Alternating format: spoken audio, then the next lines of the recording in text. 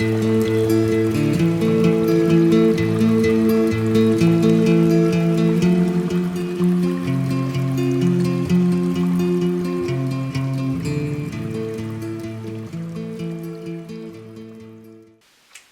à tous et bienvenue dans Retro Weaving, le tutoriel de tissage aux tablettes des bases jusqu'aux techniques avancées.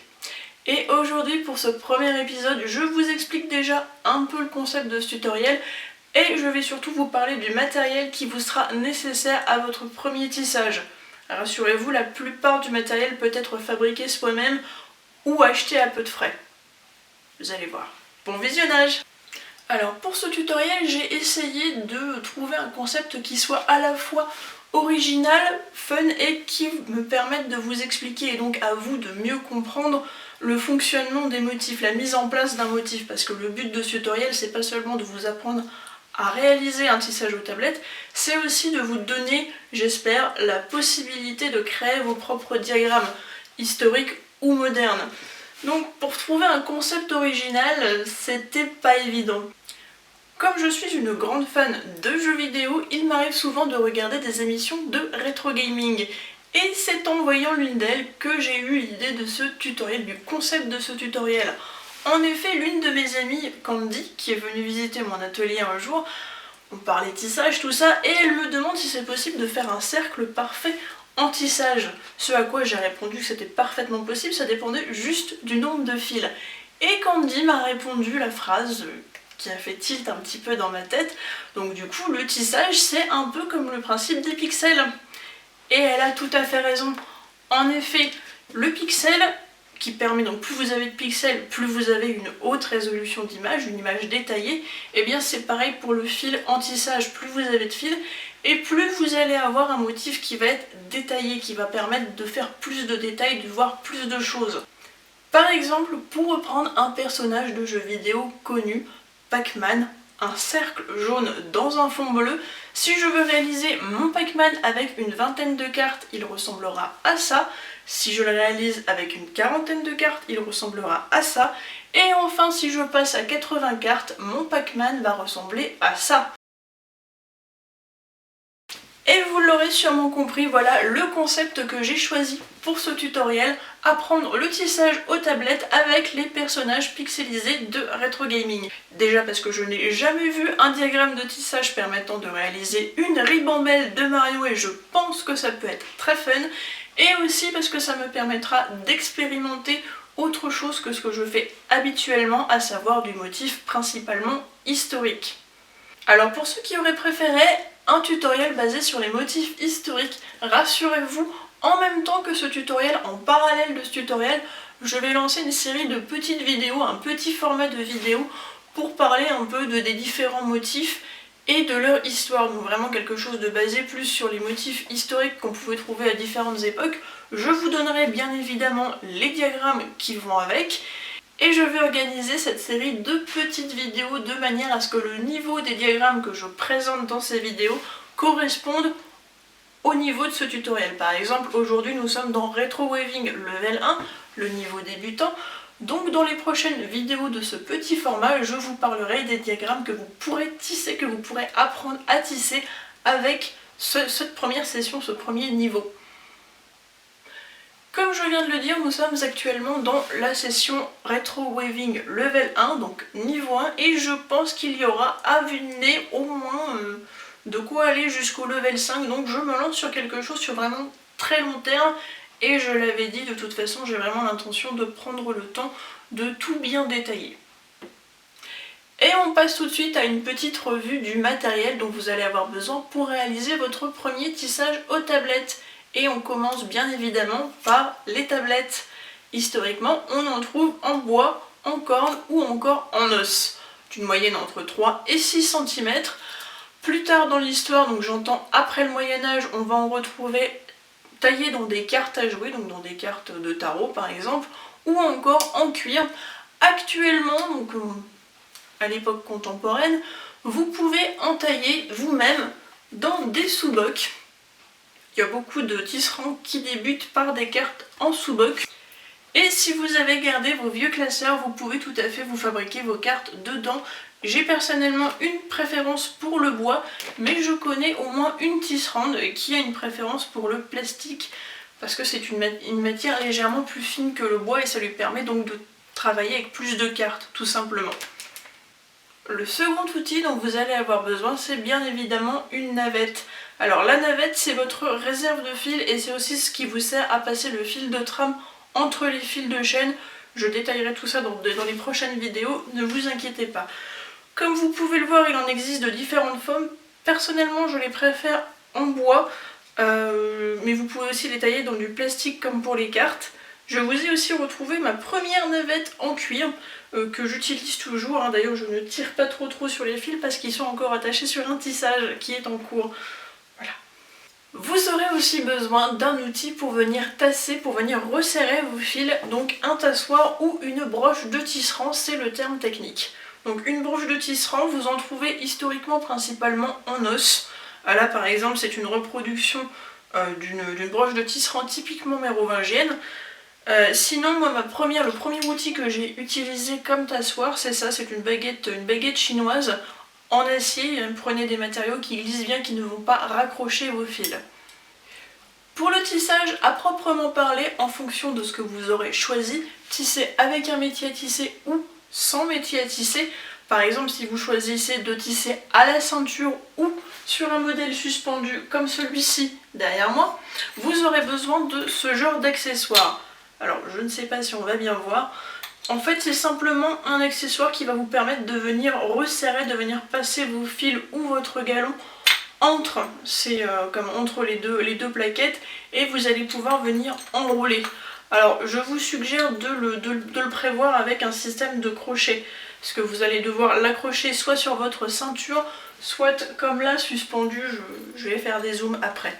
Et voilà, pensez à ce genre de petit outil, donc c'est simplement 2 petites barres de bois percées, 2 crochets à vis, des papillons et des petites rondelles pour éviter de venir marquer le bois et de bousiller votre matériel. Comme je viens de le dire, si vous optez pour la version sans métier à tisser, donc la version transportable, quoiqu'un métier à tisser ça peut aussi se transporter, eh bien vous allez avoir le privilège de pouvoir emmener votre tissage en vacances. Personnellement, moi le mien, quand je l'emmène sur campement, le matériel dont j'ai besoin tient dans cette petite caisse. Pour tisser, vous aurez besoin de 2 points d'attache. Si vous avez comme moi la chance d'avoir des poutres, vous pouvez utiliser ce système dit en suspension, donc avec des poids, en mettant un poids en dessous. Donc là j'ai mis des crochets dans mes poutres parce que je suis chez moi. Si vous êtes en location, vous pouvez aussi simplement fixer des sangles autour de votre poutre. Ça vous évitera d'avoir des trous que le propriétaire apprécierait peut-être pas trop. Donc voilà simplement ce que ça donne. Donc vous voyez ma réserve de fil là-haut qui est enroulée. Et là si je descends, voilà.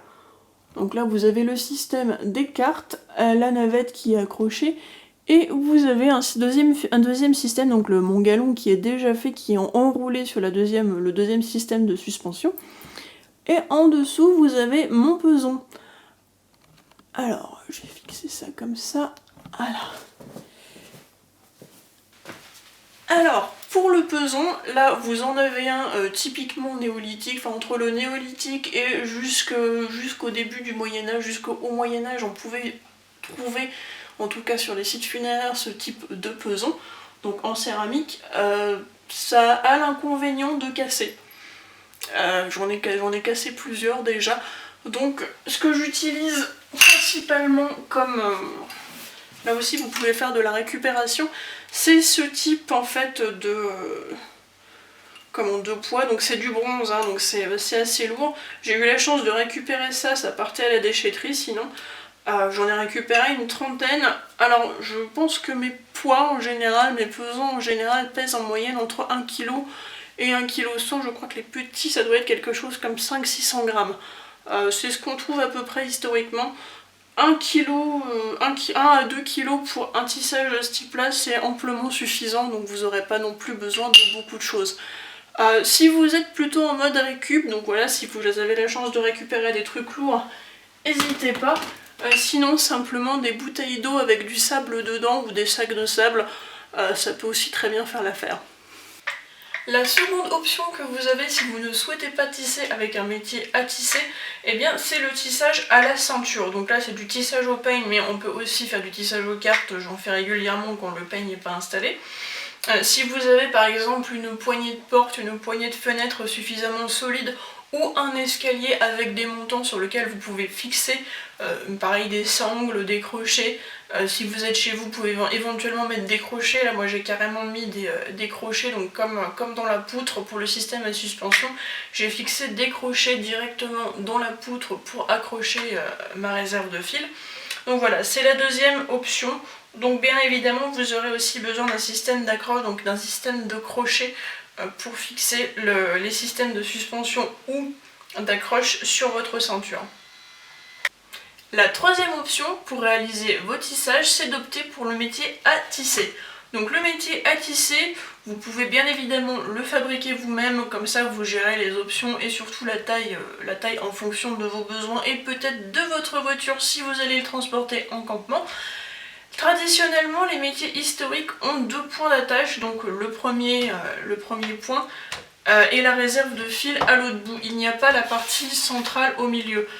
Personnellement, j'ai opté pour cette option-là pour pouvoir travailler sur un plan incliné, ce qui me permet de travailler avec le dos droit. Sur un week-end complet à raison de 7 heures d'animation par jour, ça peut avoir son avantage, ça permet d'éviter de se bousiller le dos à la fin du week-end. Donc ça, alors la plupart des métiers que vous trouverez aussi, c'est seulement cette partie-là. Donc voilà, seulement la planche avec les deux points ou éventuellement le système du milieu. Et sinon, vous avez aussi la possibilité, alors celui-ci, quand il n'y a pas de bazar dans le métier à tisser, je peux le retourner et l'enclencher, c'est-à-dire je peux le ranger dans le coffre. Il y a son coffre de rangement qui est en dessous. Ça peut être pratique aussi pour les campements parce qu'on peut aussi s'en servir comme banc du coup. Pour ceux qui font de la reconstitution, je vous donne une paire d'astuces. Et historiquement, on a beaucoup de gravures, en fait, de gravures et d'enluminures qui représentent donc ce type de planche posée sur un coffre au moment pour être utilisé quand le tissage est réalisé. Voilà, donc, mais ce métier n'a rien d'historique, hein, je tiens à le préciser.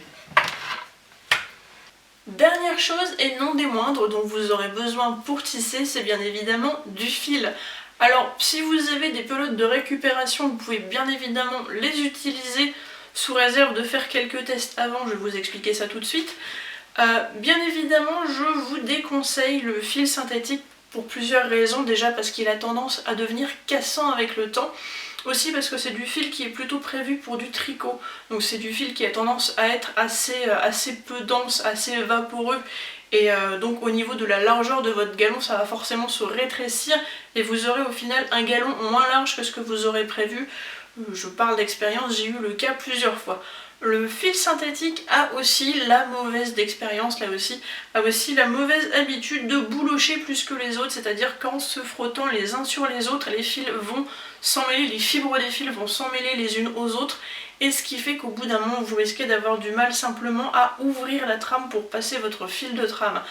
Ça peut devenir gênant, sans compter que les fils ont de plus grandes chances de casser. Alors un fil de chaîne qui casse, c'est pas dramatique, hein, ça serait pas, c'est juste un peu casse-pied. Voilà, c'est long à réparer et moralement, psychologiquement, quand on a fait tout son montage et qu'on s'aperçoit qu'on a un fil qui va casser tout le long du tissage, si vous avez prévu 3 mètres de tissage, bah vous aurez du fil qui va casser sur les 3 mètres de tissage. Ça m'est déjà arrivé.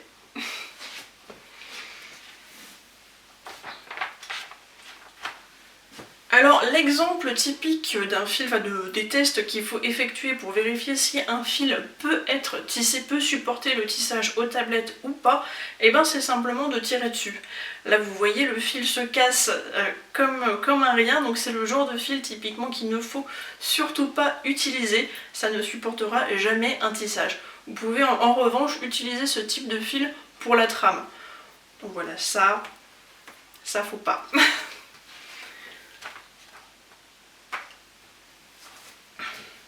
Donc j'ai pris des pelotes au hasard hein, dans mon stock de pelotes, dans un stock qu'on m'a donné, enfin dans plusieurs stocks qu'on m'a donné. Donc là par exemple celui-ci normalement, voilà celui-ci il va bien supporter le tissage.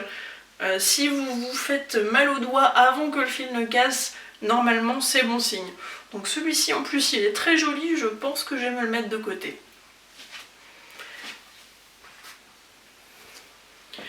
Alors historiquement vous avez plusieurs possibilités, vous avez bien évidemment de la laine, 100% laine de mouton, de la soie ou du lin. On trouve aussi des mélanges lin et soie sur certains modèles historiques. Personnellement, pour commencer un bon rapport qualité-prix, je vous conseille le coton mercerisé, déjà parce que ça a une très bonne résistance à la torsion et à la tension, parce que c'est un fil qui n'est pas trop raide comme le fil de lin.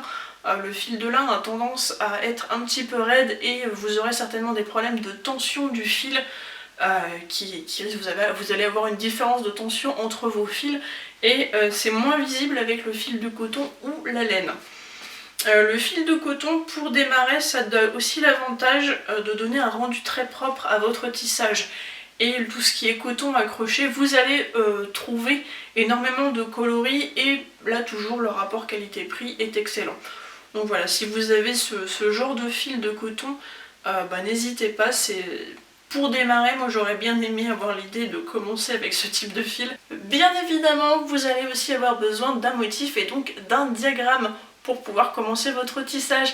Et c'est ce qu'on verra dans la prochaine vidéo. Je vous dis donc merci d'avoir visionné cette vidéo et à très bientôt.